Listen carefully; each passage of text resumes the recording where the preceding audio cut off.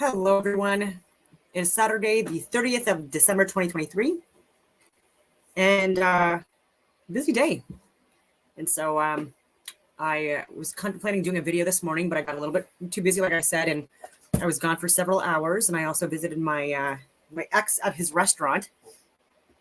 And oh man, if you want to go to the best friggin' pizza place in town, you have to go to the original Georgie's on Carling Avenue and eat there, man. And their wraps as well. And so I call it the Dawn Special.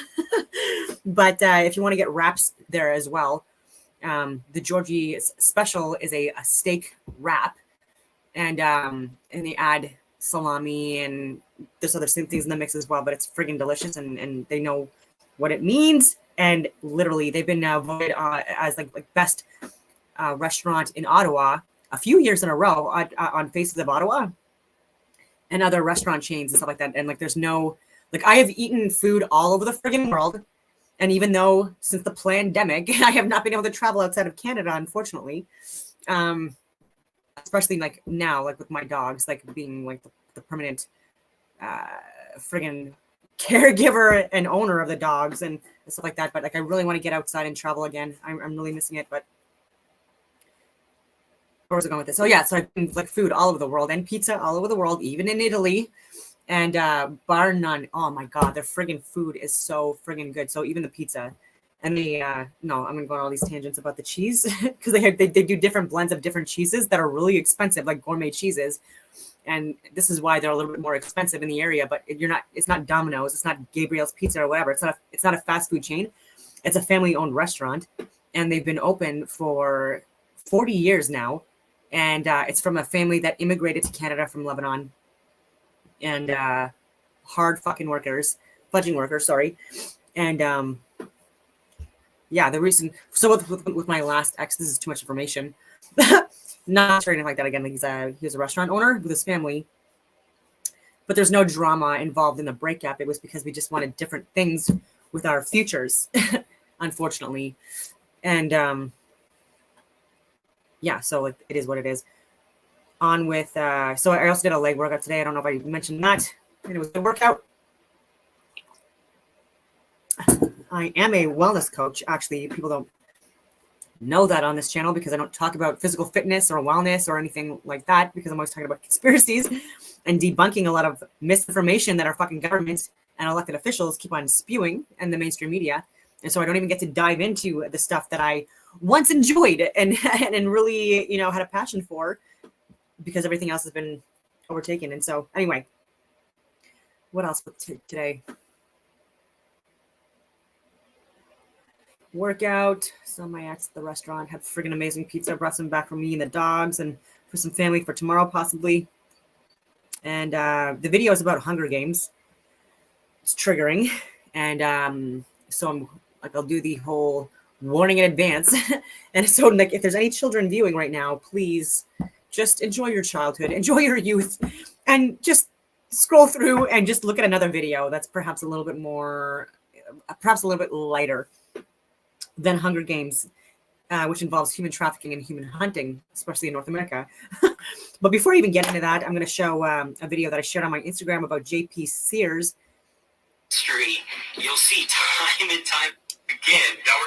And a video that he made, I believe it was yesterday, it was a really good video. And it was on pharmaceutical companies and their affiliations with Nazis, even in, you know, post World War II era, and even companies like Bayer. And so bear with me on this. You'll see time and time again how this has happened. So I'm going to jump way back first, if you're good with this. So you go way back. There was a small little company that reached out to the Third Reich and said, hey, we need 150 participants for a clinical trial. The Nazi regime shipped 150 healthy Jewish women to this pharmaceutical company. So is that they weren't all Jewish. A drug company that makes medications to keep people alive, to keep people healthy, was working with the Nazis. What's their track record on preserving and protecting human life? I don't know. It's haven't looked into it, but would you want to have your life literally depending on a drug the Nazis? And what happens No. to these participants is shocking. To test its products. Literally, within 6 months, there's letters back to the Third Reich from this pharmaceutical company saying, "Thank you so much for your cooperation. The women arrived in great health and working order. Unfortunately, none of them made it through the initial phases of our trial. They killed 150 women." That sounds like a very safe and effective medication, whatever they were trying on the 150 women that probably just died from other causes, I'd imagine. We kindly request that you send us another 150 women. That little company became Bayer. Your aspirin, things you're getting over the counter. And it was not just Jewish women, by the way. It wasn't even said. I corrected that, but asking for more women. So when I say that weak men create weak societies, this is also what I'm talking about, right? And so the men now that are lying to us, the misinformation, Bill Blair, the Minister of National Defense, Wayne Eyre, the Chief of Defense Staff, lying fucking trolls, Justin Trudeau, another lying troll, and then the assholes that they actually get that are women to push the same agenda with sellouts to humanity like Chrystia Freeland and Melanie Jolie. And people wonder why I'm so infuriated. Like the fact that they should know this information and they don't, or they just don't care, really is just disgusting. And why I will keep sharing these fucking videos for the rest of my life and sharing this information, because again, like it's just we need to learn from the fucking past already. And it was a class war, first of all, and this has continued to happen. It's not the first time it happened, won't be the last time it happened unless we speak out on this stuff. And I'm sorry if I triggered people with that. I don't mean to like share really negative news. It's just that's the reality of the world right now, and it's actually impacting people within Canada, internationally, and it's gonna further escalate unless we actually address it and get more ethical people within government to actually look at this stuff. Because there are people like myself and the person that's calling in here, it's an independent journalist, even gives her name, Randy Lynn Erickson, trying to get in touch with the governor of Wyoming because of alleged and possible, with a lot of proof, compelling proof to look through, but with human hunting and stuff like that being done in Yellowstone and other areas within North America, and it's also happening in Canada. Okay, and even on my long road trip with my dogs last year, it wasn't just because my life was was in danger in Ottawa because of what I was sharing and saying, and then also like threats to my life, but it was also to confirm and verify things across Canada as well. And so a lot of the stuff that I was able to see on the fucking ground and confirm and verify, yeah, it keeps me up at night. I'm not gonna lie. So this is called, does it have a title? Former MN, maybe it's Minnesota judge, calls Wyoming governor regarding human hunting parties at Yellowstone. So this is why I call this the Hunger Games. This is not the first time. It won't be the last time. And even the Hunger Games, the movies, that was based on a true story.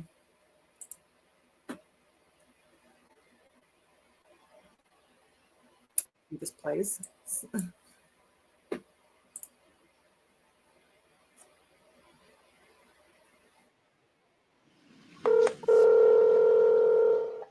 Thank you for calling the state of Wyoming and Governor Mark Gordon's office.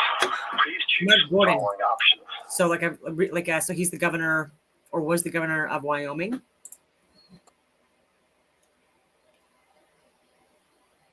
For constituent services, please press 1. For scheduling a meeting with Governor Gordon, please press 2. For boards and commissions, please press 3. For proclamations, please press 4. For all other questions, please press 5.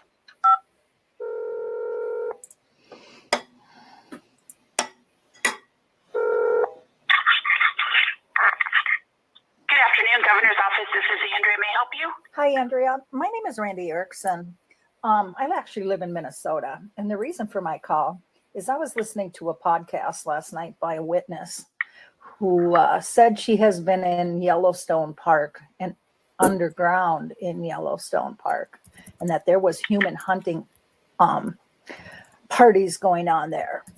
And I'm wondering if the governor is aware of it and has he heard this story before? And I'm also hearing that they're trafficking children through Casper, Wyoming in the elementary schools as well from this witness. And they are using these children as weapons in the military.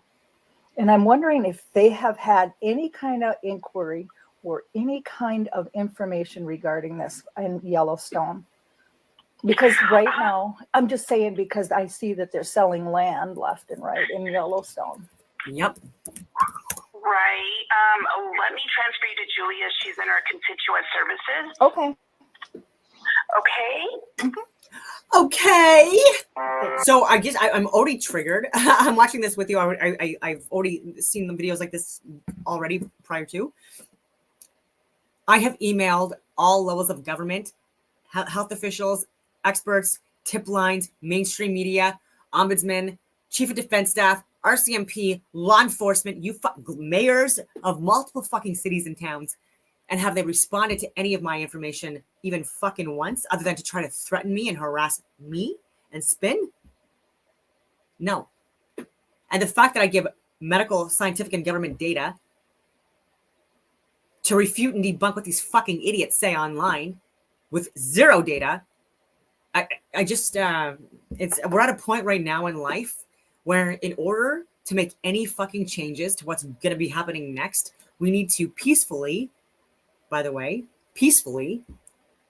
and with less emotional bias, you know what I mean? Like it's really, really hard, but need to engage these fucking morons, not only on social media, because it's a cyber war. So social media in a coherent, logical way. So not being insulting or trolling, but actually give like the scientific, medical, and government data, and call the constituents, email, and things like that, and try to get lawyers involved, because unfortunately this is also at the judicial level.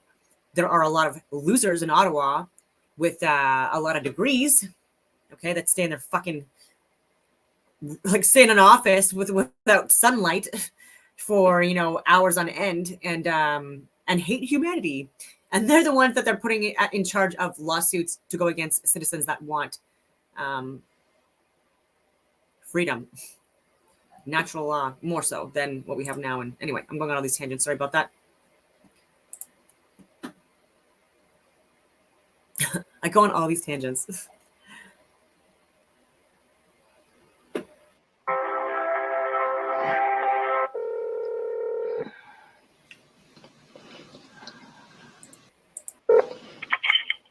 Thank you for calling Governor Gordon's office. This is Julie. May I help you? Hi, Julie. My name is Randy Erickson. I actually live in Minnesota. But last night, I was listening to a podcast from a witness who says she has been underground in Yellowstone Park with military personnel, and that there's human hunting activities going on inside, above ground in Yellowstone, and that the military is weaponizing children in Casper, Wyoming, and going into their elementary schools. And she is a victim of it as well. And it's been going on for a number of years because she's almost 50. So, and she said this was happening to her as a child in a small town, or in a small elementary school in Casper. And I'm wondering if the governor's aware of this, or have they heard this before? What was the name of the podcast? It is, well, let me see. Can I send you a link? Sure. Because there's a journalist involved in this as well. And so the journalist who has been investigating this has already been out there. So I wanted to see if I can send you a link. Absolutely. Let me give you my email. Okay. Are you ready? Yep. Okay, it's Julia, Julia, Okay. Thompson, Thompson, at WYO. .gov. Okay, and the woman's name is Jessie Saborder, is the witness, and she's got a hashtag out there. And if you just Google the hashtag, "Let Jessie Speak," Let Jessie speak. Let Jessie speak. She wants to appear in front of the Congress and give her testimony. And I'm wondering also if if the governor would back her on that. Okay. Yeah, send me whatever information you have, and I will make sure that it gets passed on. Okay, I appreciate it. Can I get a direct phone number from you? I'm sorry, can you what? Can I get your direct phone number? Oh, yeah, sorry. 307 Uh-huh. 777 Uh-huh. 8526. Okay, and then just another quick question. You know, I did a little bit of research before I picked up the phone, and I see that there is recently some big sales happening there and around, and that that there's some other potential sales around Yellowstone. Do you know about that? Yes, sales, like land sales, you mean? Large and ranches. Yes, and those have kind of been tabled for right now, so that they can do some more research to find out what the best options are. There probably won't be any further action or even real discussion probably until next fall. Okay, because this, I think, is part of it. Why they're trying to... Is it the Kelly parcel? I don't know. What Does that sound familiar? It does sound familiar, yes. Okay, yeah. And it's because of what's under the ground, not what's above. Oh, okay. That's what they're believing, and I want the governor to kind of give us a statement on it, maybe, once he sees this, and if he would back Jessie into helping her get in front of Congress to speak.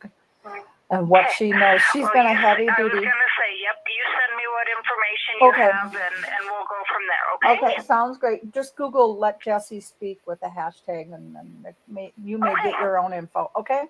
Sounds good. Thank you so much. Bye. Bye-bye.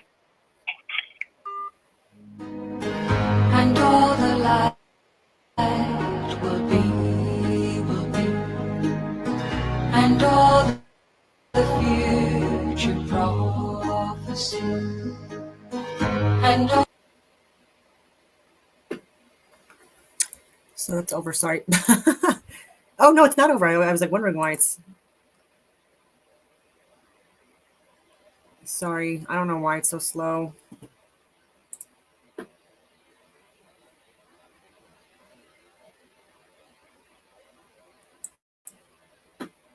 Oh, it's just.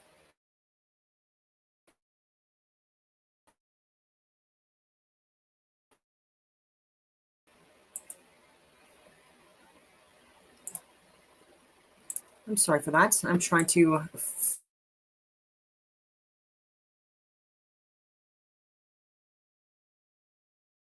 Or region. It would assist. It's just taking a little while. Let's see here. I'll just refresh and see.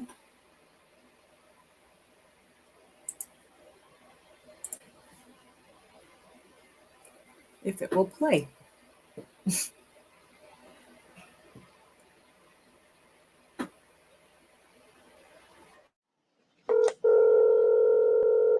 Thank you for calling the state of Wyoming.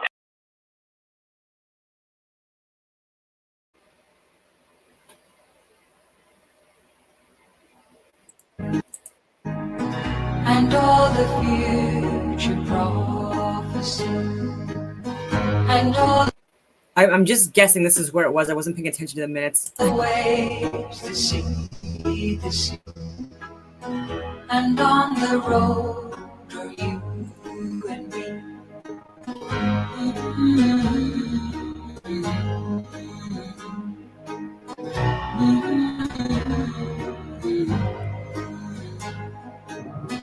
And all the wings are like a kiss, and all the years are fantasies, and all the moments morning this, and all is dust for memories.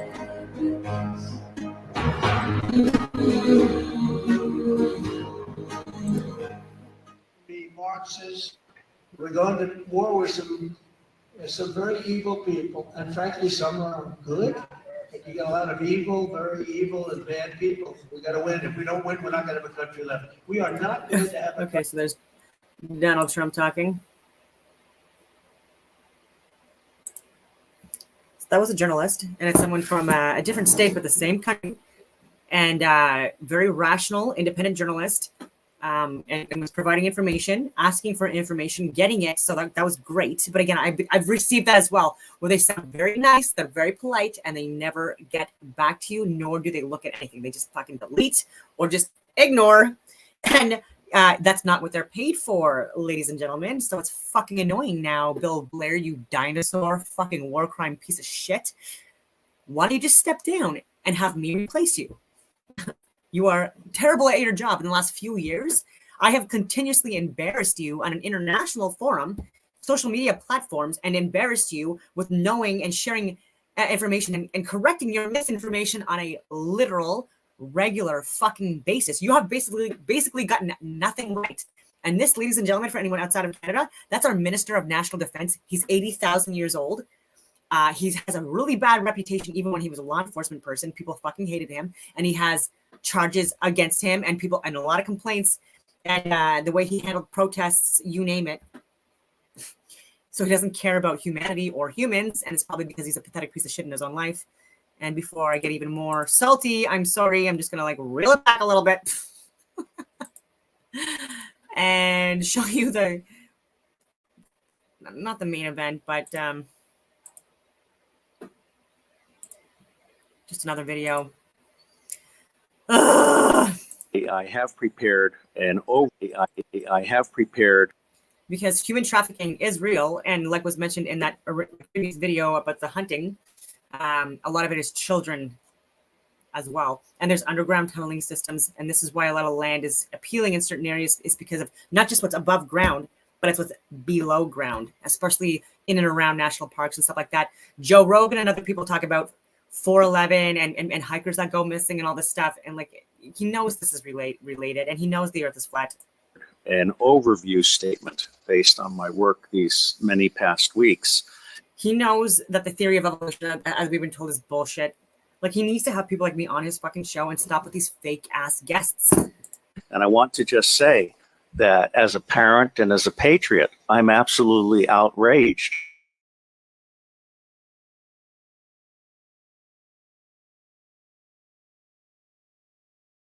Member of the society. Let me say that although pedophilia, which says child love, has nothing to do with the abuse of children, these children are not just kidnapped and in some cases bred by families as a cash crop. We have people in the United States of America that breed children in order to sell them. And when they are sold, they come without birth certificates, which means it's easier to kill them and have no one ask where they are. We're also importing children by the plane load. Again, children who have no documentation. It's not just child slavery or child sex abuse. It's also child torture, because you have adrenalized blood. You have the whole blood drinking ceremony of the satanic world. It's also the use of children for harvesting body organs. We'll have the Falun Gong testimony tomorrow. One of the reasons that the Falun Gong are so popular is because they're so healthy, so that you can harvest their body organs and get the very best. And then you have ritual ceremonies and ritual murder, as well as incidental murder. The other working assumption is, how long do these children survive within this system? What I am hearing from the witnesses that I've talked to is 2 years. It may be longer, it may be 4 years, it may be 6 years, but by and large, these children are so abused. I mean, we're talking rapes by the hour and so forth, that they reach their expiration date within 2 years. And then they're murdered with impunity, or they're ritually murdered if that's what they've been bred for. So I think we need to document this. No one else has done this before in a systematic manner. This commission is rendering a signal service by seeking to do an overall view in the public interest.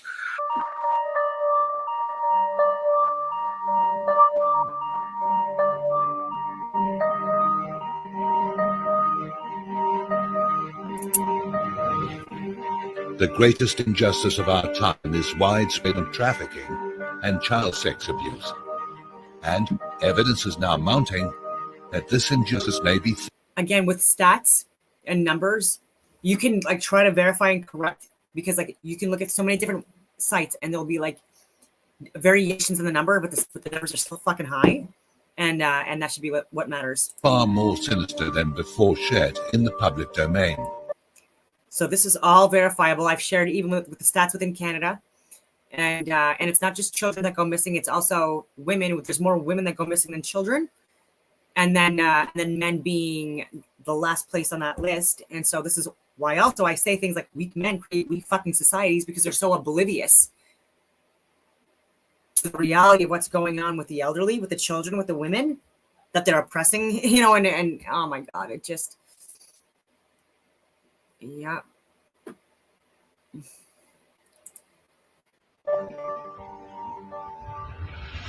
And that's people that go missing and kidnapped and stuff like that. This doesn't even count the people that are breeders that are not even known, that are also part of these friggin' like organizations. And I've shared too where there's been accounts of people that have made it out alive that have talked about this, and even in courts, ladies and gentlemen. So it's not just a meme or on fucking YouTube. And to try to get these stories out, to try to mitigate harm and suffering for the future. And so unless you've lived through stuff like this or experienced stuff like this, or gone to war, been raped, been traumatized, been through poverty, unless you've gone through that stuff, you have no idea.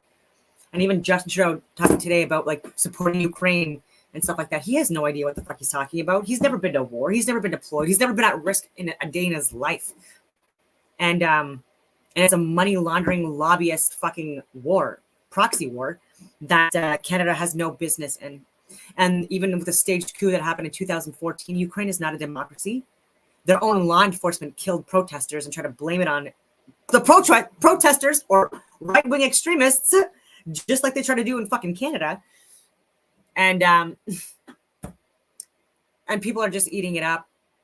And there's so many people within Ukraine too that lied about so many different things that happened in the war, that they claimed happened in the war that didn't fucking happen. I shared the crisis actors too. No one wants to see that information.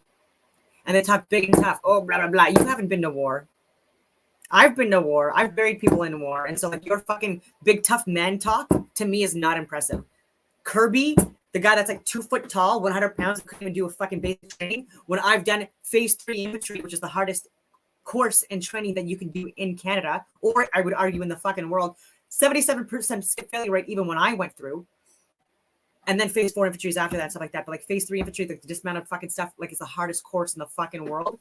And I fucking passed it. And I was the first female PPCLI infantry officer in the history of the regiment. And so I can back up what I'm talking about. And so this is why I see these fucking people that are so inferior with their experience and skill sets, like Justin Trudeau and Bill Blair and Wayne Eyre and these fucking losers, Melanie Jolie, especially, and Chrystia Freeland, an ex-journalist. And she was terrible at that too. And they're trying to tell me what the fuck to do and tell me what's fucking going on in war. Like, come on. And they haven't been right yet. Fuck off already. Peacefully. Because I don't want to hurt their feelings. No real problem. So people are like, I was just misgendered, mispronounced today. Yeah? If that's like your fucking world where you have to pretend to be a victim in your false reality because you don't suffer from real trauma on a daily fucking basis, they wouldn't be dealing with the fucking propane issues that I'm dealing with or none of that stuff. Shoveling fucking, like, no. Entitled people. Lead to the highest reaches of religious, secular, Again, I went on another tangent. I'm so sorry. and governmental world leadership. I'm just going to rewind a little bit. The greatest injustice of our time is widespread human trafficking and child sex abuse. And evidence is now mounting that this injustice may be far more sinister than before shared in the public domain, and lead to the highest reaches of religious, secular, and governmental world leadership. It is the hope and expectation of this court that the official commission report will act as the catalyst to a great awakening of people of the world to the horror of human trafficking and child sex abuse. Once brought to light, the lives and futures of millions of tormented souls will be transformed forever.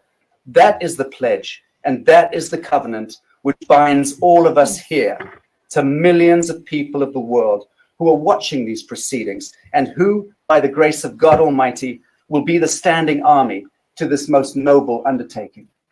Just a pre-recorded message from former Congresswoman Dr. Cynthia McKinney. Honorable Justices, Your Grace, and my fellow commissioners of the ITNJ. When I confronted former U.S. Secretary of Defense Donald Rumsfeld in Congress about whether or not it was government policy to reward corporations like DynCorp for sex trafficking, it was intended to throw light on the very narrative which the Commission of Inquiry is now enacting. The horror of these atrocities and the suffering of millions of souls is made all the worse by systemic collusion of factions within trusted institutions, government agencies, child care services, social services, and even churches around the globe. The scale of human trafficking and child abuse must surely be the most untold story of our civilization. 25 million souls every year. 8 million of them are children. Billions upon. I don't know if it's that high, to be honest with you. Again, it's a fucking lot. The last I checked, it was 250,000 kids that are kidnapped within the U.S. annually, and it was close to 500,000 for, for women. And some of these cases within a week are resolved within a week, but a lot of them are not. And I've also shared accounts of even senators and cabinet meetings and C-SPAN and stuff like that, where they've even admitted, where even kids that go across the border and stuff like that or travel from other countries, they're not even counted. Or in a fucking system, okay? And they were even asking, where are these 80,000 kids? Where are these this was just a few fucking months ago. Like, where are these 80,000 kids that came to the US? And they don't know. These are people that are involved in the child protective services and all this stuff. And as someone that has wanted children my entire life, and I want to preserve like humanity and like that, and you have to focus on the children. I can't believe how many people just completely just turn a blind eye, and even with and especially parents too. It's so fucking disgusting to me. And these are people that are literally in the millionaire, billionaire club and within Senate, within cabinet, elected officials and non-elected officials that are just hired, that are just, it would blow your mind. And these are the people that call us cattle and goyim when none of us have done a touch of anything that they fucking do on a regular basis and consider to be normal. Even Barbara Walters, even a couple of years ago, was calling out that I forget what his name is. I forget. He was a child star. It starts with a C, but he was molested and sexually victimized as a child, and he was speaking out on it. And she was concerned that he was going to ruin a whole ass industry. Corey Feldman. Sorry, Corey Feldman, I believe his name is. And it's sad, especially for a man to speak out on this stuff. It's harder than for women, and I know that sounds super sexist, but it's just a friggin' reality. And because there's just a little bit more shame to it, over the overpowering thing, the alpha male mentality. There's just a lot to it, and it's just sad. And have you're gonna ruin a whole industry. You're fucked. And how she didn't get in jail for that? Oh my God! When I know people that have been speaking out and risking their lives to speak on the truth, even within Canada. That got lied about, not paying a gas ticket that was a lie, and was put in jail for a few fucking days because of that waiting bail. Go fuck yourself. And this is what I mean. I back the blue, but there's a lot of people that are in blue right now that I absolutely do not back. And a lot of people that I know in blue also don't back, or people that are retired blue, and they definitely don't back. I know guys that are ex-cops right now that are slamming these fucking assholes way harder than me. In fact, there's actually ex-cops right now. They're the ones that give me a lot of the fucking the stuff that I get sent regarding asshole cops doing asshole things, and they're like, look at this fucking guy. I'm fucking so embarrassed, blah blah blah.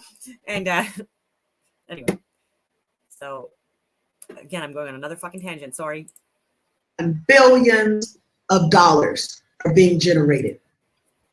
Being generated by whom? The travesty is that we more or less know the answers and certainly are able to determine those answers with little effort. But that effort is not being undertaken. It is not being undertaken by the very agencies and institutions that are mandated to protect and serve good people of the world, in villages, in towns, and cities across our globe. Some of my fellow commissioners within this Judicial Commission of Inquiry are world-leading experts in statistical analysis of tracking and of identifying remedy to these seminal concerns. As this Commission of Inquiry unfolds, we will make known to the world the sheer scale of human trafficking and child sex abuse.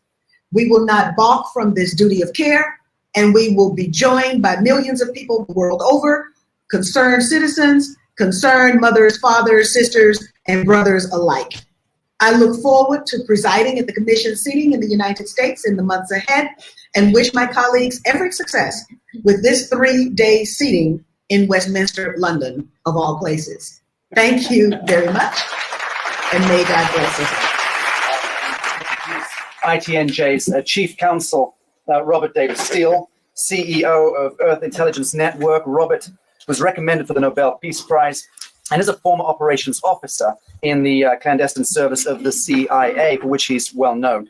He is was co-founder of the Marine Corps Intelligence Activity, and he is a most able commissioner on the ITNJ, and we're delighted to introduce him as Chief Counsel to this Commission of Inquiry into Human Trafficking and Child Sex Abuse. Robert David Steele.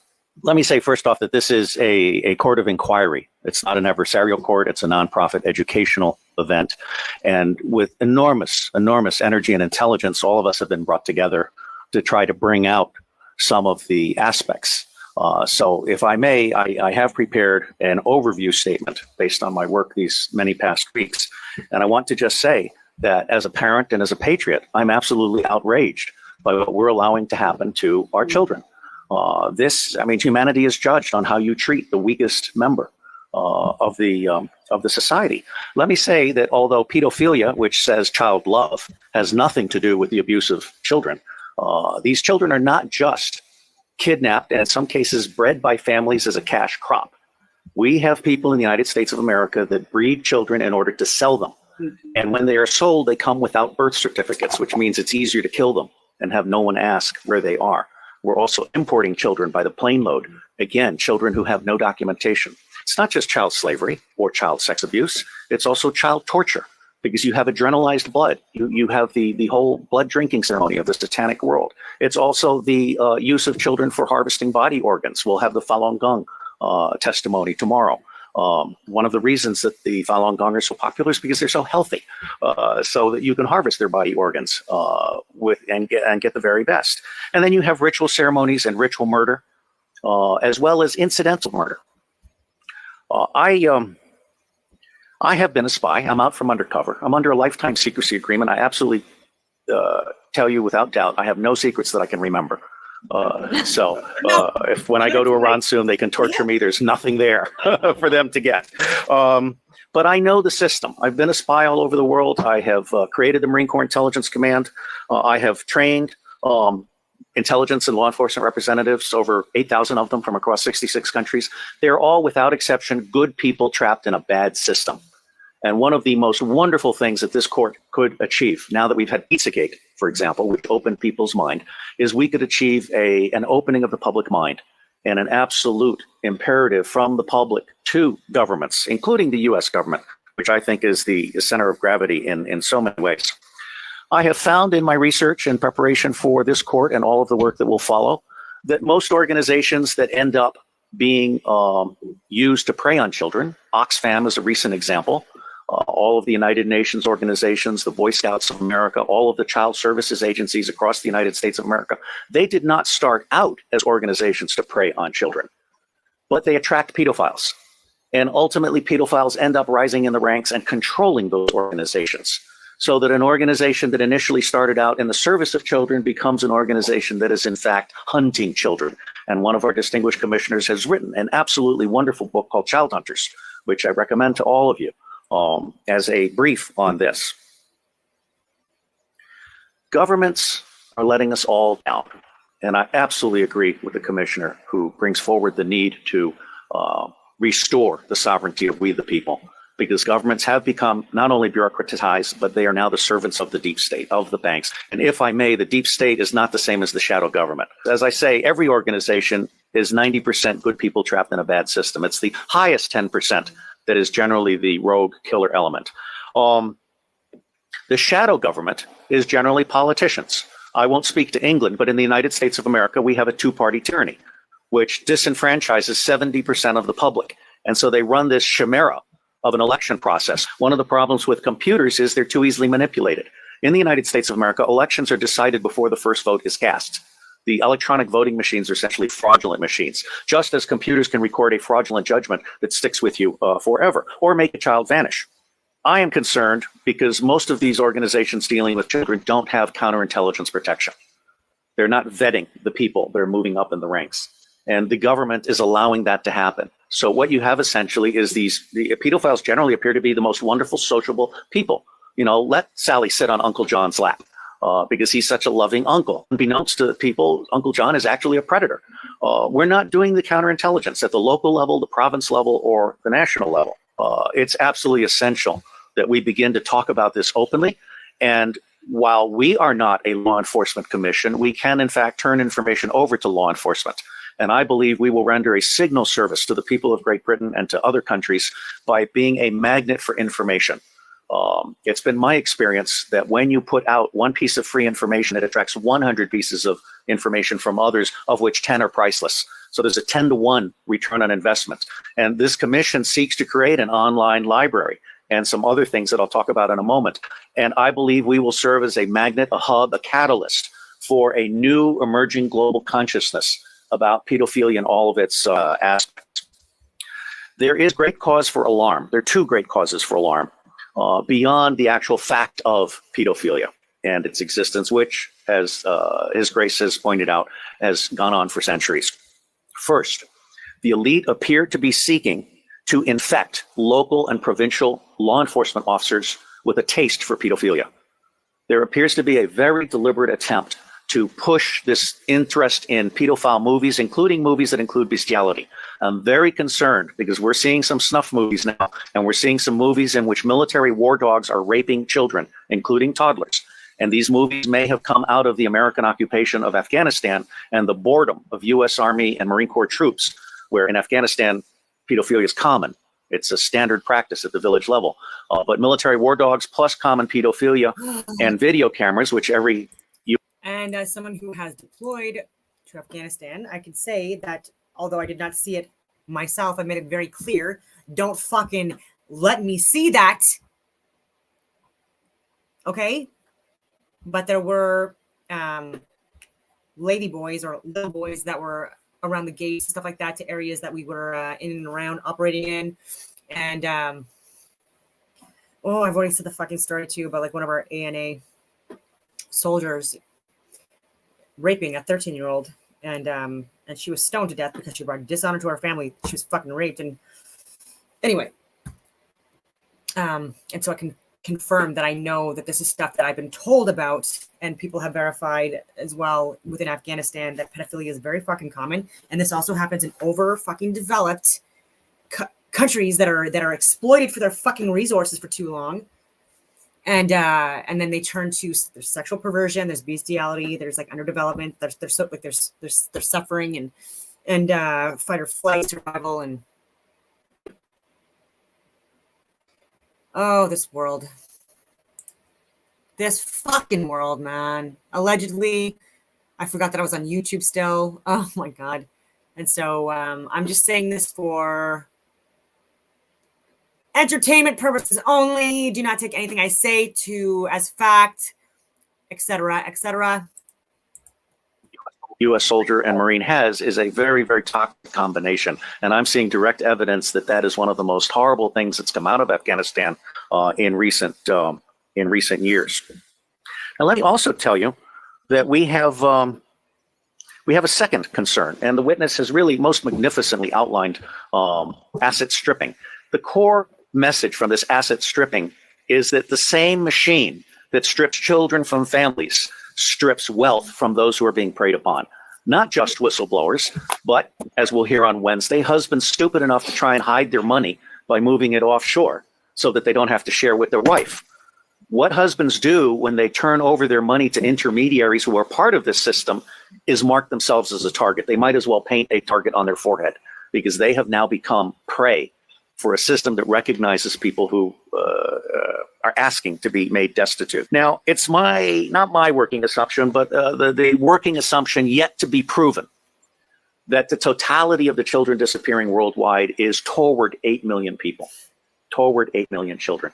In the United States of America, the acknowledged number, not counting the children being bred without birth certificates, not counting the children being imported without documentation, is between 600 and 800,000 a year. Now imagine after. So that's a lot more than what I,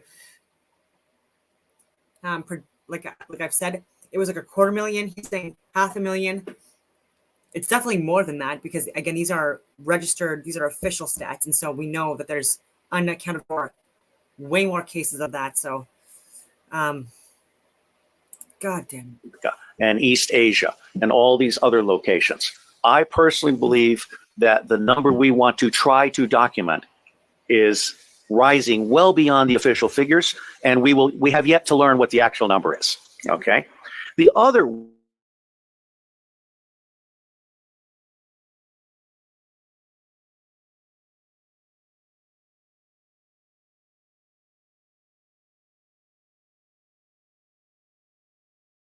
I mean, we're talking rapes by the hour and so forth, that they reach their expiration date within 2 years.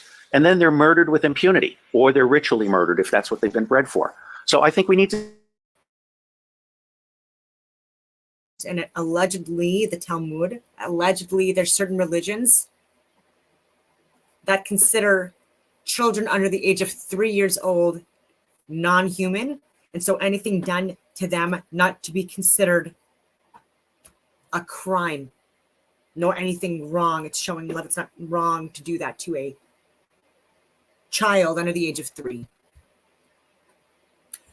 This is why, like, I can't really fall towards or back a certain religion. First of all, I believe in astrotheosophy, and with religions, there's a lot of division intentionally sown into these texts and these books, intentionally to have people perpetually fighting against each other to death for centuries. And so this is another thing that a lot of people know this about the Talmud and obviously don't agree with it.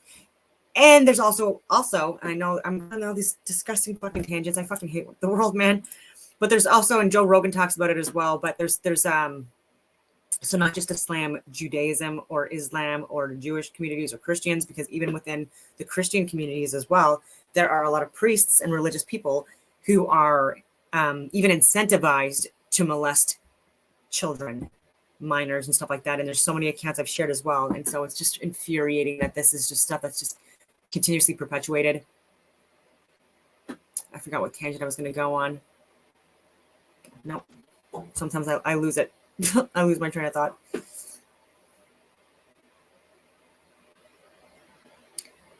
Oh, yes. There are some indigenous communities as well throughout the world that they have these ceremonies with young boys between the ages of 6 to 8 years old, where they go off with older ass fucking men from their tribes and communities. And it's a sexual orgy fest. And all the fucking boys have to do it. It's part of the rituals within these communities and stuff like that, where it's like a week or something like that long, or 2 weeks long, whatever it is. It's only boys allowed. And they swallow semen.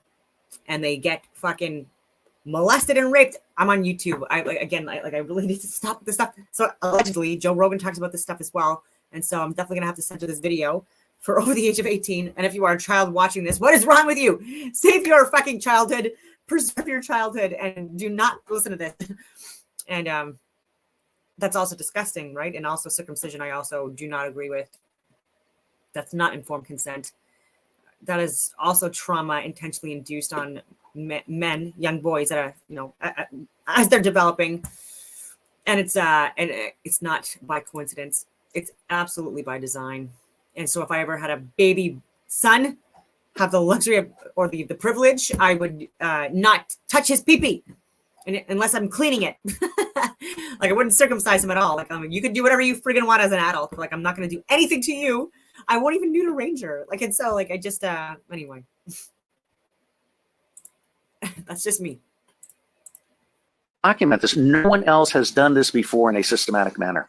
This commission is rendering a signal service by seeking to do an overall view in the public interest. This will be a massive, massive undertaking. And while the preliminary attempt is to do a 6-month to 9-month endeavor, subject to funding availability and the availability of witnesses and also prisoners, there are a number of prisoners who can be debriefed, who, when properly debriefed by specialists, can really give a deeper understanding that has not been achieved by existing law enforcement and other agencies, because they simply treat these people when they catch them, in those rare instances when they catch them, as disposable goods to be thrown into prison and forgotten about. And tomorrow we will have some expert testimony from one of our commissioners who can speak to this far, far better than I. William Binney is my counterpart. He is for NSA what I am to CIA, which is to say, I am saying that we can delete 70% of our respective organizations and put the other 30% to work. But Binney is also the author of ThinThread, which is a way of doing deep discovery in unstructured databases and the internet. And so he is prepared to actually help us do pedophilia tracking worldwide. And one of the things that the other technical commission, Stephen Arnold, is very good at is de-anonymizing the internet. This includes every image having a fingerprint. So you can take an image of a child being abused, and you can track that image through the dark web. So there are resources that we can bring to bear in support of this commission's mission.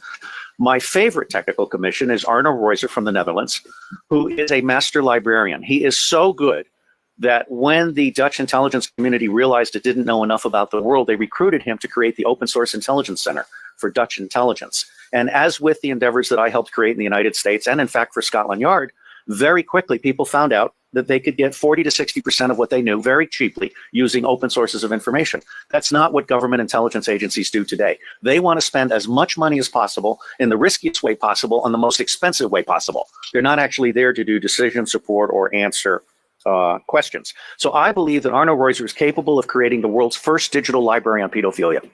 And this would be a multilingual library to include local dialects. And it would be a library that would then end up being what we call a magnet for walk-ins. We want to have a very professional ingestion system so that people can volunteer to provide expert witness to the thing, or they can volunteer to offer up their papers. There are a number of pedophiles now who are actually ready to turn over their diaries. All right, so I think we're actually doing something really, really huge. My final comment. The center of gravity for taking down the deep state. Pedophilia is both the induction glue. Pedophilia is how the deep state recruits and controls people. It is also the Achilles heel of the deep state. I believe that once the public realizes that the government is not protecting their children at a scale of vulnerability that we can articulate, then everything else about the government is called into question. All right? So for me, this is a truly righteous endeavor. And I will end by saying that as much good as it might do to get the British angry, for me, the center of gravity for change is the American public. Because if you can get the American public angry, we will stop supporting dictators overseas. We will close all of our military bases overseas. I am on record as a former CIA operations officer saying that our 1,000 bases overseas are not there for national defense. They're there to serve as lily pads for the smuggling of guns, gold, cash, drugs, and small children. So let me say I am proud to be in your company, and I believe that no matter what we do or do not do, it is going to make a difference. God bless you all.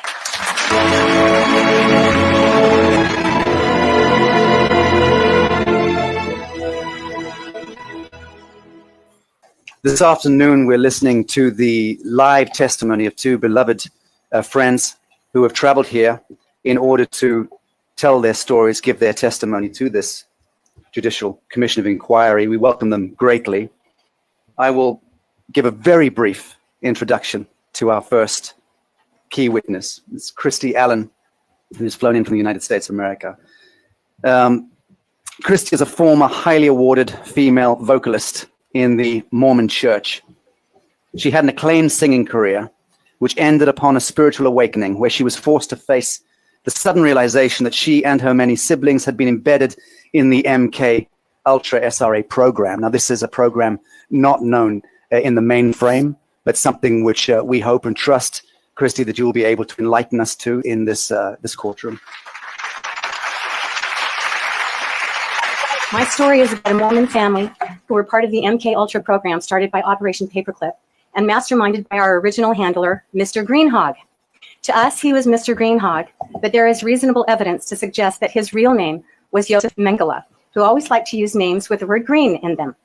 My family were used as entertainers, child pilots in wars, medics, special messengers, high-priced call girls, presidential models, sports figures, and international spies. There were 13 children, and then my mother raised one more. This story is about generational incest, abuse, CIA kiddie porn distribution, and satanic ritual families that have no idea what they are involved in on a conscious level. It's about mind wipes, controlling those that have the most to offer. It's about how the priesthood, sacred societies, Freemasonry, and a satanic pedophilic agenda is widely used to control governments, religions, and local police to do their bidding. The darkness loves to hide behind the light. So it may shock you to hear about a Mormon bishop that tried to rape a friend of mine right after she got married. And this was the same high-up Mormon priesthood leader that later officiated in a satanic ritual where he almost got away with raping, killing, and offering my sisters up to an unknown god in the Salt Lake City temple. It's time to talk about what happened in the Salt Lake temple. Now, April and Priscilla had been mad at each other, so what followed was kind of a miracle. April began to talk. Then Priscilla finished her sentence, and then Dawn contributed, and pretty soon they were all talking at once. Dawn was hiding under the furniture in the living room. They were crying and hysterical, and it was everything I could do to calm them down. What I pieced together from their testimonies that day is that in October of 1972, we were to sing in a regional children's choir for the Saturday morning session. My little sisters, Dawn and Priscilla, had gotten lost just before we were to sing. So my father sent April and I to run and go find them. We heard them screaming when we ran down some tunnels under the parking garage to the basement of the temple. When we got close to the screams, we heard a newborn baby crying. The baby suddenly stopped crying as soon as we got to the entrance room with a big red poinsettia on the floor, where we found our little sisters. 8-year-old Priscilla was being placed on a black altar with a red tablecloth. We were frozen in fear at the door when we realized that a man in black and red robes, similar to the white ones worn in Mormon temple ceremonies, was cutting out the heart of the little baby we heard crying. We knew that this man was a high-up leader in the church even then, but who eventually became the prophet of the church. This man recently died. He held a jeweled dagger as he held the lifeless body and tiny heart and took a bite out of it. April and I had seen enough. Dawn had found a hiding place under a piece of furniture, and while I was fetching Dawn, April grabbed Priscilla and said, "Those are my little sisters, and you can't have them." Bullets whizzed past our heads as we ran, but we somehow made it down to the end of the hallway without being killed by the men in dark suits. Ritualistic child abuse is the most hideous of all child abuse. The basic objective is to systematically terrorize children until they are forced to dissociate.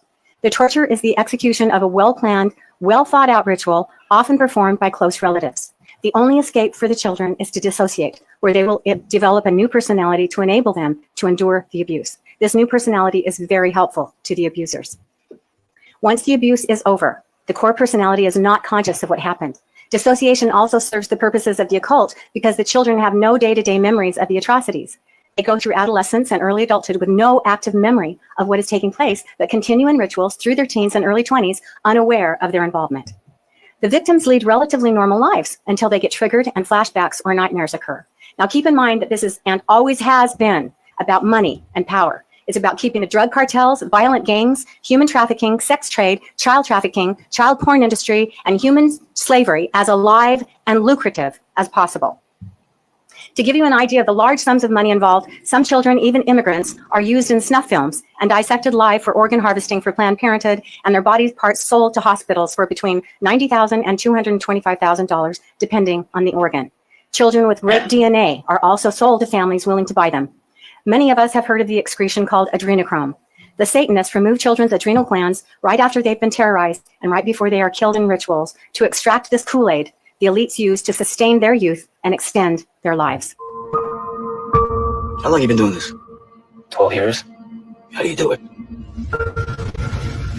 It is the fastest growing international crime network that the world has ever seen. It has already passed the illegal arms trade, and soon it's going to pass the drug trade. Si Norte Mateo, tú rescatas niños, ¿verdad? Quizás puedas ayudarme a encontrar a mi hermana. Imagine walking into a room right now, seeing an empty bed. What would we do? We're Homeland Security. You know we can't go off rescuing kids in Colombia. Tears you to pieces. That's just my only chance to put those pieces back together. Talking about extracting an 11-year-old girl from an army of rebels. Not just her. I'm talking about rescuing hundreds of kids. She could be a block down the road, or she could be in Moscow, Bangkok, LA. Over 2 million children a year are being sucked into the deepest recesses of hell. If we do nothing. I don't know what this is. Sorry. I lost track of time. There was one other thing I wanted to share with you before I stop for the day. It's 4:11 or 16:11, and the sun's already setting, and you can't even tell because the sun has not been out all day, and the moon as well. It was a full moon just a few days ago, and we didn't get to see it at all because of geoengineering, and it's really friggin' annoying. And people don't want to believe it.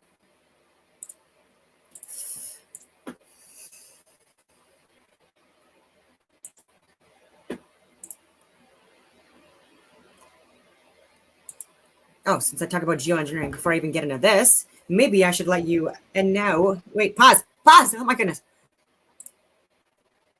Oh, I didn't even know I was being seen. I thought I was completely off screen.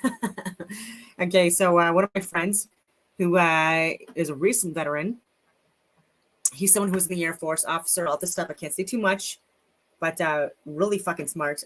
An engineering degree, I can say that.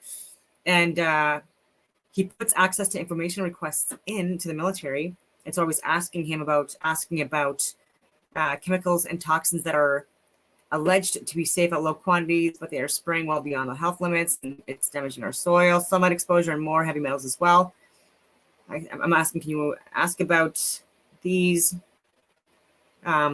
chemicals and ingredients that are being purchased at various departments of national defense and or people that work with them, like private companies and stuff like that, and see what amount of these specific things that I listed that they purchase and consume on a monthly basis, and so like what they purchase and what they disperse in the air. And so I was like going back and forth because he was saying like, I don't believe in chemtrails and like none of that stuff. I'm like, okay, but there's geoengineering, if you want to call it that. Okay, so like people think that as soon as you say chemtrails, people are like conspiracy theorist. Cool. That's not what we're asking. Okay, so I say like aluminum oxide, boron nitride, which is thermally conductive, by the way. So boron nitride, which again, I don't know, but there are people that believe that have worked within these organizations and were the ones that were purchasing this stuff and saw these listed ingredients on the procurement documents and stuff like that. And so like they're the ones that are saying that these were the ones that were listed and what were being purchased. And so I'm like, can you ask about these and the quantities and if they actually use them? And so aluminum oxide, boron nitride, which again I'm saying thermally conductive and stuff like that. So like it's bad for the soil, it's bad for the trees and stuff like that. So like when you're dropping this like from like the friggin' sky, not only is it not good for us, but again, like even with these like fires that are happening, like how is that impacting the fires and making it like making them last longer and stuff like that. He's also going to be asking about fuel as well. I didn't ask about that, but he's asking about that. And then he was like, give me a list. And I'm like, okay, barium, aluminum, radioactive thorium, cesium, copper, titanium, silicon, lithium, cobalt, lead, ethylene dibromide, aluminum oxide, boron nitride, and several pathogenic agents. And I'm like, they like to call it geoengineering. Like, when you ask about this stuff specifically, okay, I'm giving you the friggin' list. So again, like, how is this a fucking theory? And I also say that fluoride is a neurotoxin, and iodine fluoride also interacts with boron nitride at minus 30-degree weather, and Canada gets those temperatures, and we are possibly mixing and dumping at high quantities all over the place. This is why I ask about this stuff, right? And if there's like explosive capabilities at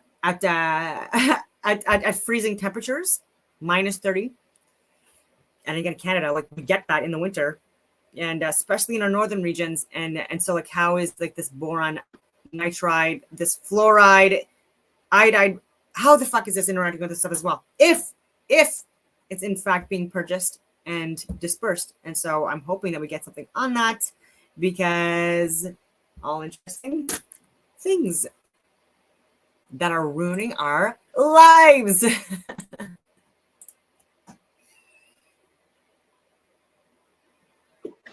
Yeah, go ahead. PPTF is saying, has Jesse ever witnessed a human hunt? Have you ever seen one of these, Jesse? Yes, several different places. Crazy. You have a couple different types of human hunts. The first, I'll say the first aspect of it, you have the elite who will pay money to do ritual hunting. The individuals that often put those hunts up were the Rothschilds. So I witnessed those like at their Black Forest Lodge in near Bavaria. You also have, I witnessed those in Yellowstone area and at several of the different lodges inside. So some of my testimony that I've brought out, some of it is on Kathy Fox's blog. In my series I called Silence Breaks Forth into Song. And anyway, I've talked about how, like, as the elderly elite get too old to go out and actually be engaged in the hunts, they will bring in little children, often, under age 2, but they're able to walk or run. So they're usually between 1 and 2, and they'll bring in a bunch of those little children. Usually they'll be hierarchy children from families that, that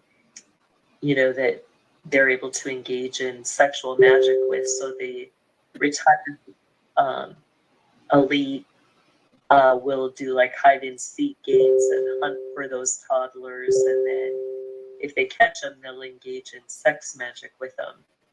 So we had one of the Rothschild grandsons, who they claim is younger than he is.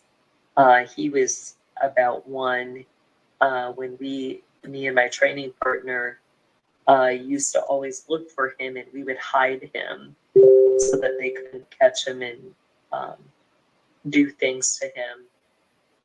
And then I also witnessed that at the big lodge there in Yellowstone with the elite. And then, those who are able-bodied, will go out into the woods and will actually hunt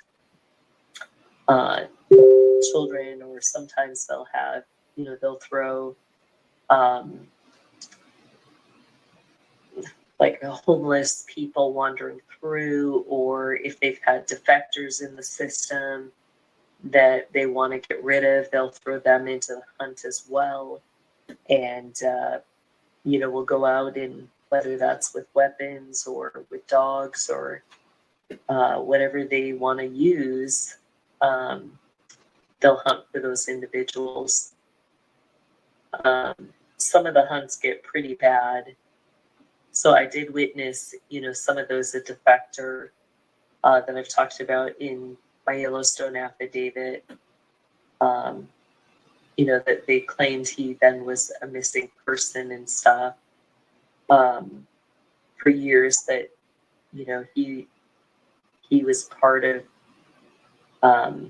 trafficking there through the Wyoming area with girls. And they decided, because he had fallen in love with one of the girls, to take him out and stuff.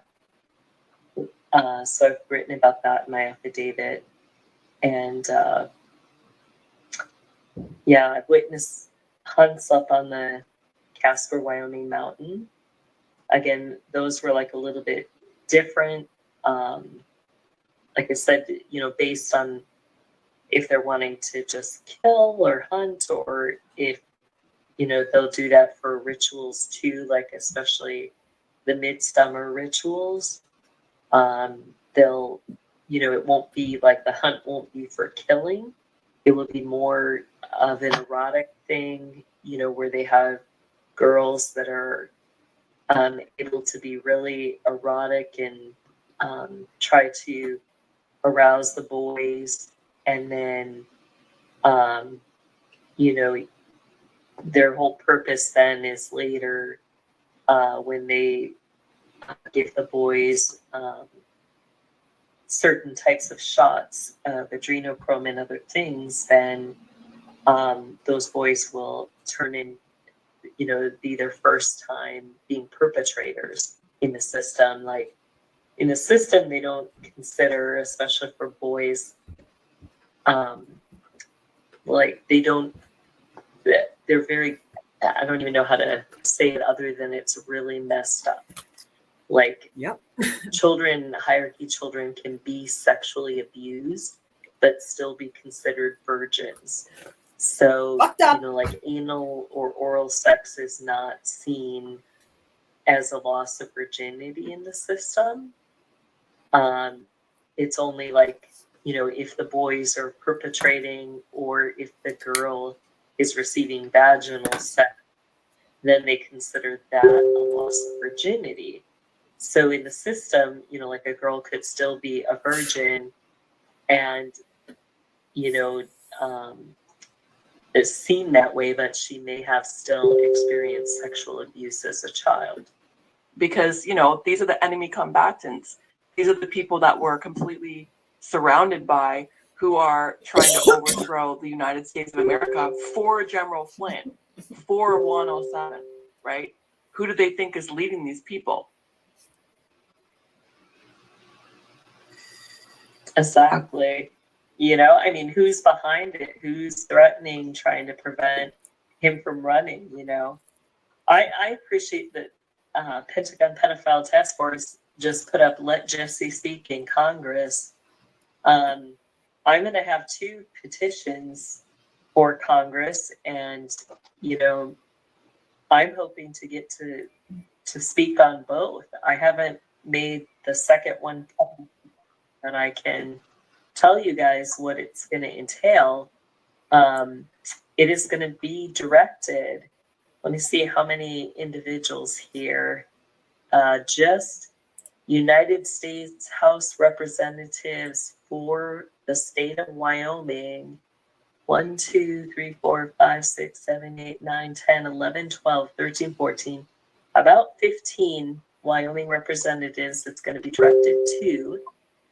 And it's going to outline, you know, the things that happened to me as a child through the Wyoming schools and how I was trafficked through those schools that were receiving federal funding to U.S. military bases, as well as to politicians that were being employed by the state of Wyoming at the time.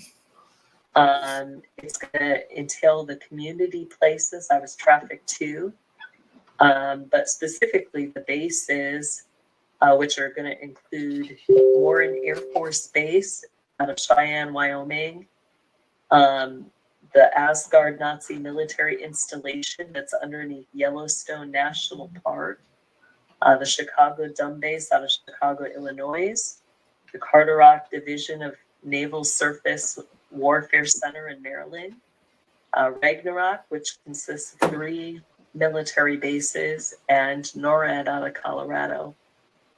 So that's what I would like to go before Congress and talk about.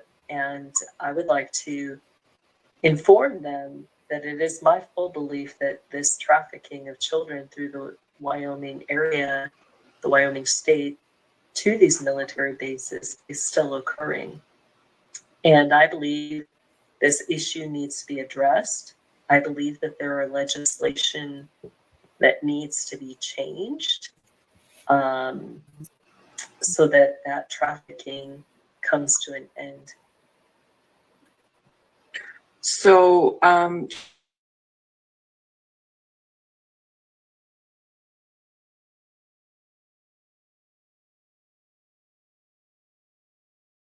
to speak about before Congress? Like, how are you formulating this? What are you thinking? Yeah, this is a second issue. My first issue deals primarily with foreign military and government operating within our country that is trafficking children through the states, and this one is specific operations through the state of Wyoming. There is a lot of stuff going down in the Wyoming area. Did you see the sale of that ranch for $32 million? Listen to this. I did. I mean, that was really interesting too. I didn't dig into it. A few people have dug into it. What do you know about that? What do you know about that? that? On that right now, tonight. I know. A little bit. That's interesting. Some people were digging into it. They seem to think it was, you know what? I'm not going to comment. I can't exactly remember. C. Leonard has a good question. 107 bragged about being close friends with an extremely high-level individual who specializes in extremely rare and lucrative diamonds. So that's interesting. I wonder if it was Vice Admiral Moore or my exact comment. Right? Lab grown is a term that goes along with organic or natural. I would propose that lab grown is another term that they use to hide that really what they're selling is diamonds that are made out of humans. Yep. I'm just looking through the questions. Interesting thing to keep in mind with those lab-grown diamonds is that there's a connection with, the SEAL teams that claim to have gone in on Epstein Island. We know that Epstein Island, there, has been video footage as well as pictures of incinerators on that island. And supposedly there was a mass amount of diamonds that were connected as well to Epstein Island. So it was after all of that that all of a sudden you have these stories about lab-grown diamonds, the military contracts with Aiken Diamond Company, and that connection to Moore. And I think that there is a lot more to that story that needs to be unfolded. Did our U.S. military purchase, children that were incinerated on the Epstein Island? Did they purchase diamonds that were made from those ashes of ritually killed children? And all the light will be, and all the future prophecy, and all the waves to see, and on the road are you and me.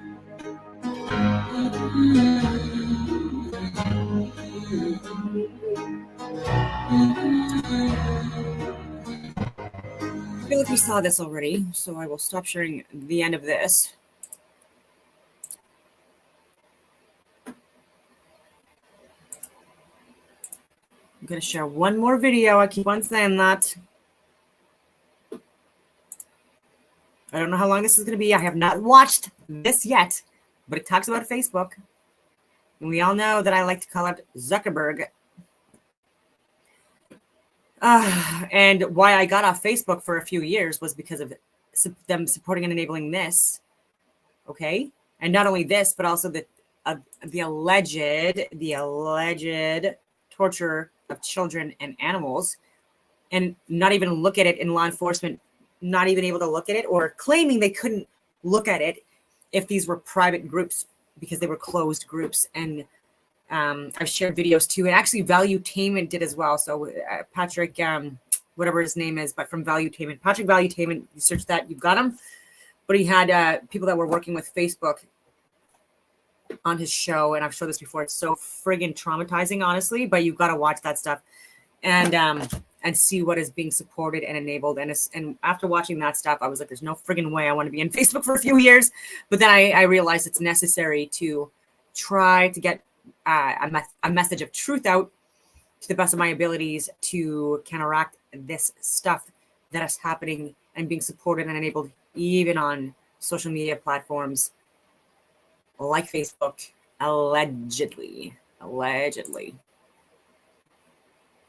And it's annoying because it's people that are like putting it in rules for thee, but not for me. I'm speaking as if I'm them. Yeah, unless you're listening to the replay. I have been leaving the videos up longer, mostly because I have one strike now and another strike is about to clear. That strike is going to clear this month. So I'm feeling a little bit more optimistic since I know I don't break any rules anyway. So the shows have been staying up a little bit longer. That's all I'm saying. So if you're catching this on the replay and it's more than a day later, that was unusual before. If you're looking for old episodes, go to Rockfin, become a member on Rockfin, and you can watch all the old episodes archived. Oh, and I have to go live. That's right. Perfect. I have somebody claiming it's going to be the end of the world, 12/12. Hey, Edgar Mencia. Hey, Al Shizzle, what's up? Al Shizzle, thanks for the, I think it was coffees recently. Appreciate it. Got to be productive. Got to get out and make that loot. So yeah, anybody who wants to support the show, we appreciate that. You can do that at buymeacoffee.com/lifttheveil or any number of other ways. I'm going to talk about Bitcoin today. Ethereum's up today. Bitcoin's still over 43,000. That's good considering how long it went up. I have news about Facebook. Okay. So I'll read you about it. And Elon is taunting Bob Iger about Disney running ads with Facebook, Meta platforms, Instagram. So they say, I'll read from the complaint. From the source, as they say. I'm running a poll right now in the live chat. Trump is winning by less than I expected him to win by.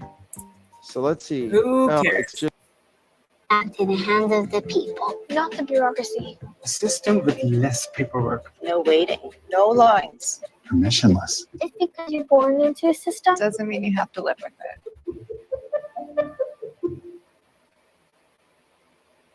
There's the ad for Coinbase. Talking about what it's like. Okay, so this is already boring me, so I'm going to see if I can put another one on that works. And so I will share with you what I just found from Mine Unveiled, which is a pretty good account.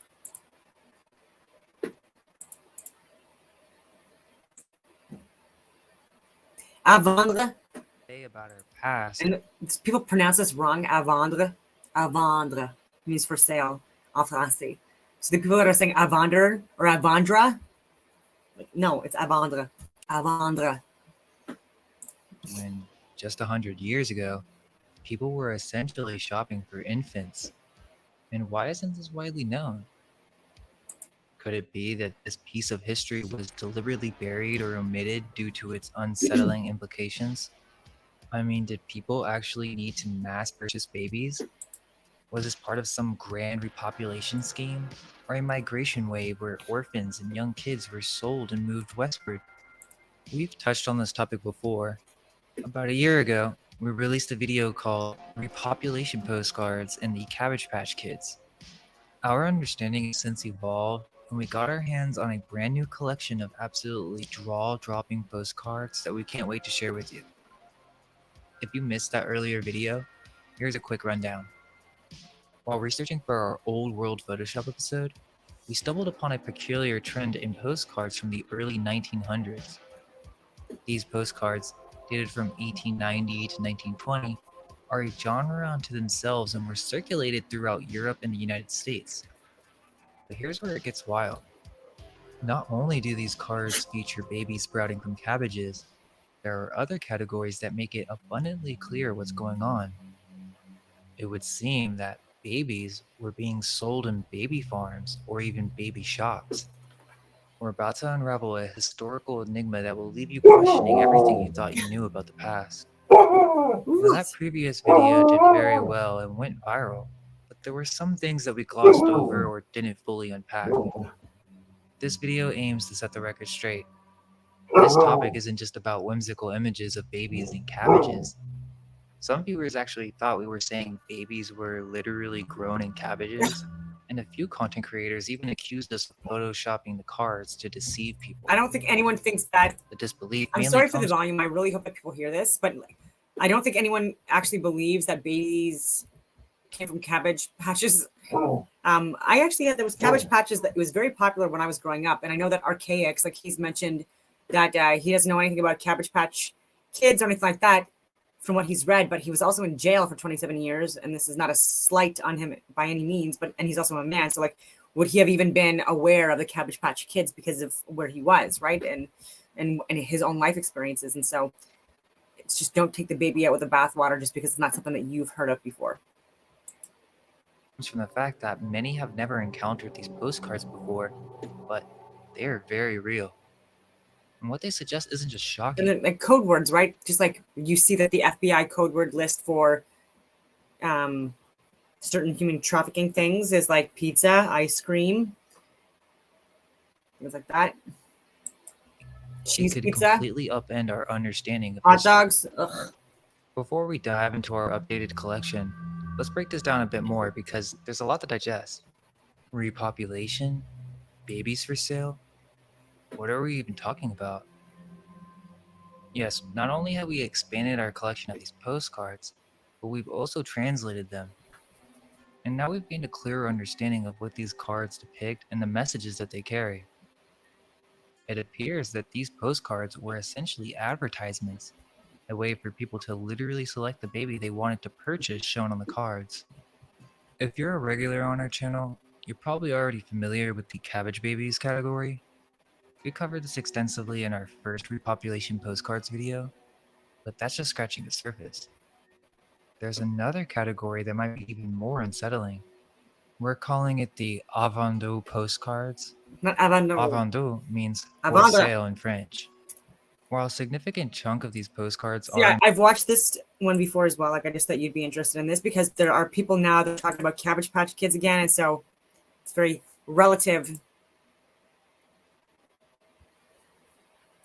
in French, this phenomenon wasn't limited to France. We can say this with Applicable. certainty because our collection includes American cards with US postage stamps, as well as German and Dutch cards. So let's be clear, these postcards depict babies as products, essentially turning them into commodities available for purchase. And that's not just creepy, it's a stark reminder of how different social norms and practices were just a century ago. Alright, well let's start off with a postcard that blatantly shows two babies next to a sign saying "A-vend-deux" or "for sale." A-vendre. The caption at the top reads, "Jean who laughs, Jean who cries." At first glance, you might think it's just some quirky vintage humor, but my suspicion, we're looking at something far more insidious. These are actually advertisements. Still skeptical? Check out this next one. Bébé à vendre. Modern Baby Bazaar. Free entrance. Moderne Bazaar de Trustworthy bébé. establishment. Does not fear Entrée competition. libre means free Everything is entry. for sale. All you have to do is take. We don't accept returns. Il y a 4 ans. Do you find anything cute about that? On n'aura pas un prêt The de card is personne literally qui branding take itself as taxes. a trustworthy establishment and emphasizes a no return policy. Maison de confiance. Is this trying to point towards something much Confidence in deeper? the house. Also note the Rex label at the bottom right corner. This indicates one of the studios involved in creating these postcards. They weren't the only ones, but it seems they had a role in distributing these cards. There could be a connection to Rex Theaters and Cinema, although that's not confirmed. Rex Let's and that T-Rex. Also fake news. Another card. This one also boldly states, "Bébés à vendre." And here, the babies are displayed in baskets, as if they were produce in a I grocery hope I store. don't sound annoying. But it doesn't stop there. A baby is shown growing out of a cabbage, tying us back to the larger theme of repopulation. It's clear that we're not talking about cabbages here. This is about the commodification of human life. Here's another one featuring cabbages being sold. To the left, We see babies sprouting from both cabbages and roses, freshly harvested, if you will. On the right, there's a display of babies, each accompanied by a phrase. The card's title, Babies for Sale. With them, you will have the greatest of joys. The text on the left of the card states, Your choice, all our babies bring happiness. Then under each baby, there are phrases almost like mini resumes. For example, I will be good. I will not pee in the bed. I am cheerful. I would love you. I will wait for you. I would be nice. Fly. It's almost as if each Enjoy. baby is accompanied by a sales pitch, a list I of love features to you. help you make your purchase. I'm happy. So we're forced to ask, what's going on here? It's not just I an won't odd pee the historical bed. artifact. These postcards serve as a window into an unsettling era, one that treated the youngest members of society as mere products, complete with selling points and no return policies. Yes, these are babies being sold in a cart. The cabbages are symbolic of them being grown and sold as produce. Like, she doesn't look nice. She looks a little evil. Décrite par V'la jolie, je suis pas cher. Not expensive. This card proclaims, the cries of Paris. Here are pretty Pas cabbage heads. cher means not expensive. Babies, not expensive. Are we to understand that these children were being sold at bargain prices? And let's not ignore the emotional aspect. Look Many of these how children fucking depicted oh my god. don't Oh look my happy. god. Some even appear to be screaming. No and matter how visibly much you watch terrified. this, There are also cards oh showing my God. babies confined in cages, treated like pets or even animals. Where's the humor in that? The card is explicit. Babies for sale. Do you want a baby? The implications are staggering. This isn't just an odd or quirky element of historical ephemera. These postcards are evocative of a time when societal values and norms were disturbingly different from today, to the point where the commodification of children was openly depicted and possibly socially acceptable. So the question is, what does this all mean for our understanding of history and human morality? Because clearly, these aren't just pieces of vintage art. They're windows into a world we can barely comprehend. This next card might just be the most unsettling one. The text is simple but chilling. For sale. Buy me. I'm bored here. And the background is just as disturbing. An empty street devoid of any life or activity. The child is bored. But that boredom seems to hint at something far more unsettling. What are we to make of this? An empty street, a bored child for sale? Could this be suggestive of a larger, darker issue at play? Maybe these children weren't just bored. Maybe they were neglected, or worse, trapped in a system that viewed them as goods rather than as human beings. Moving on, here's another depiction of a baby store. Let's break down the text. Child market, beautiful opportunities. Choose the cutest, large selection of babies. So a large selection of babies. Once again, note the text at the bottom.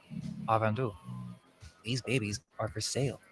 This isn't just some quirky oddball postcard. So I've shared it recently, and again, this could be fake news, but it's based on a true story, and that's what matters. But it was a man from Africa, black-skinned, tall, dark, handsome, intelligent, an elite friggin' species, like 12-pack friggin' abs, like very attractive.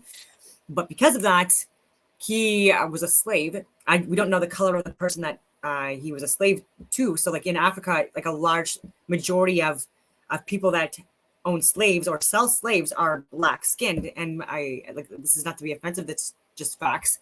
And I've shared proof of this in previous videos, but as a sex slave, and my family does come from sex slavery. They were kidnapped and or taken from Europe, certain portions of my family, and brought to Canada as sex slaves, even as minors, as les filles de roi, which is like the women's, like the king of the king's women, but like there's a lot of friggin' children. And so I'm wondering if there was a lot of sex slaves involved in this as well, where women were impregnated, women slaves were impregnated by male slaves in order to sell babies, because this actually happens all over the world. I know this sounds friggin' crazy.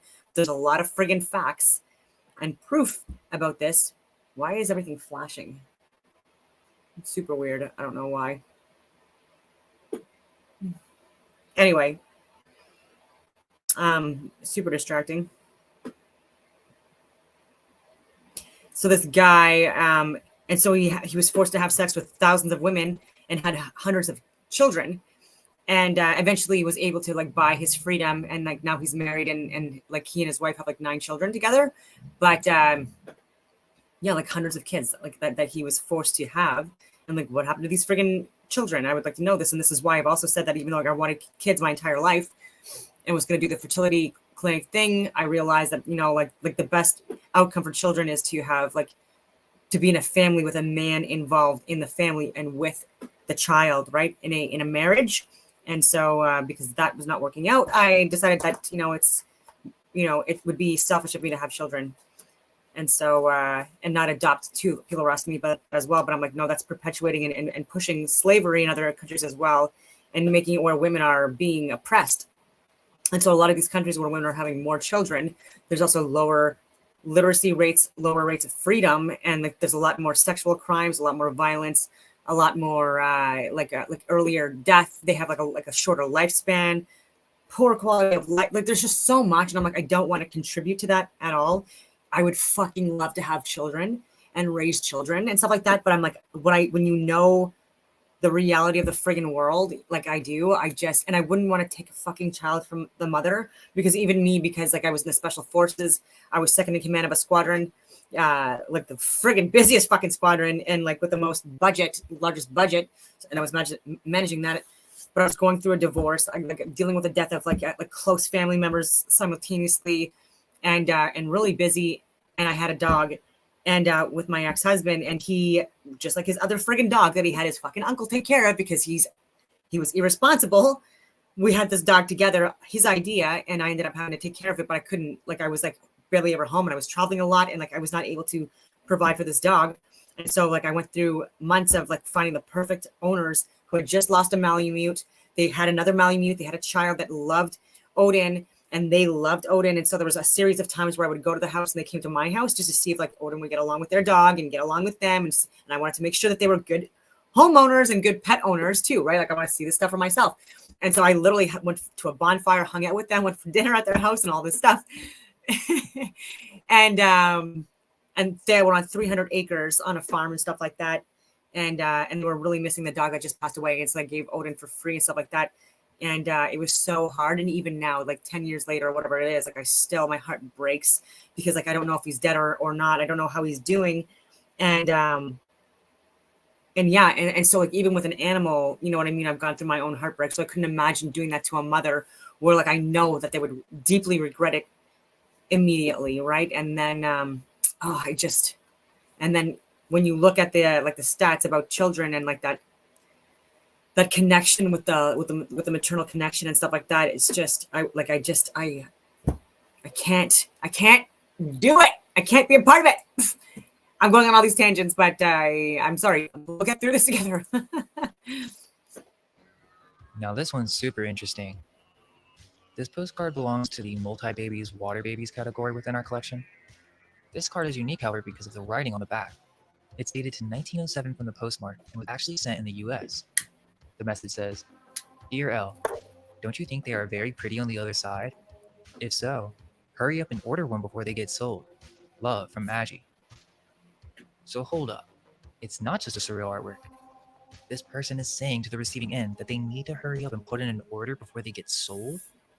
That's beyond weird, and it seems to suggest that this is more than just art, but a way to promote the selling of babies to those in the know. Check this one out.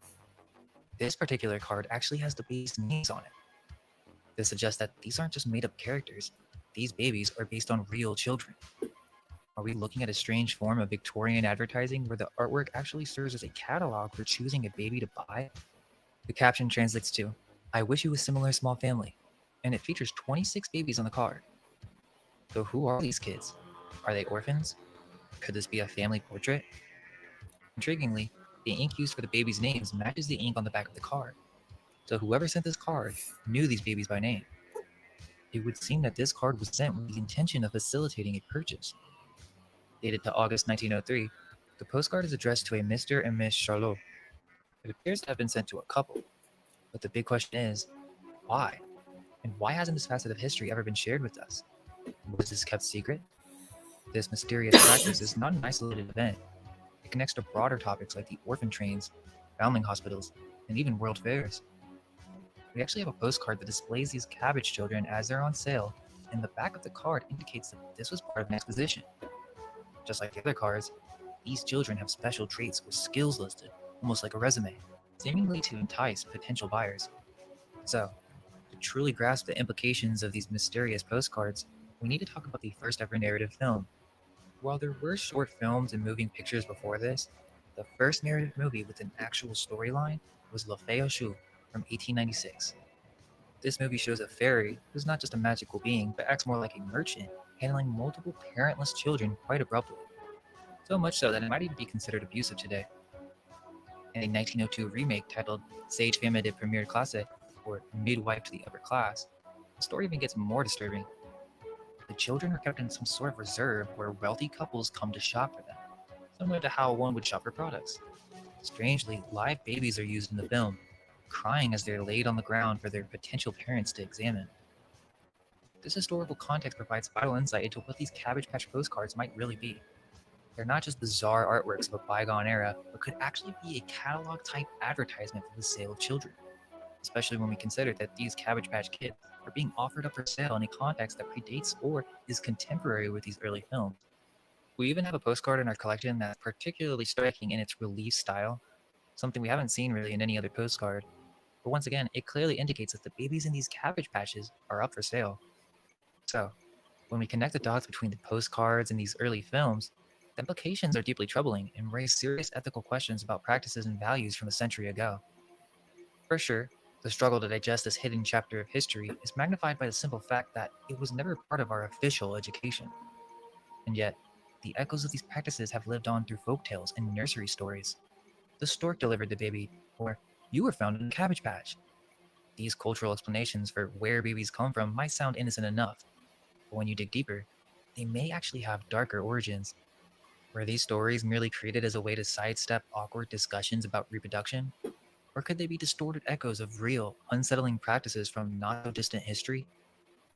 Well, let's take a look at some of these postcards in hand. Okay. Hey, what's up, guys? We just wanted to show you, in person in hand, our updated repopulation postcard collection. So we're going to go ahead and start with the Cabbage Patch Babies. These ones are way better than the last time. Super cool. Let's not go so fast. Hold on. So yeah, we're not going to go through all the handwriting just yet, but we just want to quickly go through them. This one is a, flip it over really quick. It doesn't say Avandul, but yeah, this one's an old one. Go ahead, keep going. Let's see. Cabbages. I don't know if you can hear, but my dog Ranger is getting upset that I'm in the office for too long, I guess. That's 1905. Let's keep going. We'll just scroll through a lot This of this one stuff. is There's basically a lot of the- postcards with notes on the back. Okay. And these could be Yeah, edited. this They is could be interesting because a lot of the photoshopped. Because like style even in the with- 1800s, there were like photos that were edited, clouds taken out, or Yes, buildings inserted or edited out. And so, you know, it's really hard to find out what's real or not. Anyways, talking about Odin again, like this made me cry a little bit. And what a bummer. Anyways, so yeah, the Hunger Games and human hunting and human trafficking and children and all this friggin' crazy stuff in the world. And it would be nice if people within government would actually consider this, take a look at this. I know this sounds crazy to the people that are listening and that are involved in these phone calls or like responding to like, or looking at these emails, but please just look at it already, right? Like, anyway, on that note, I'll leave it at that. And I hope that everyone has a wonderful weekend, rest of their night, Saturday night, and a Happy New Year if I don't hear from you before then.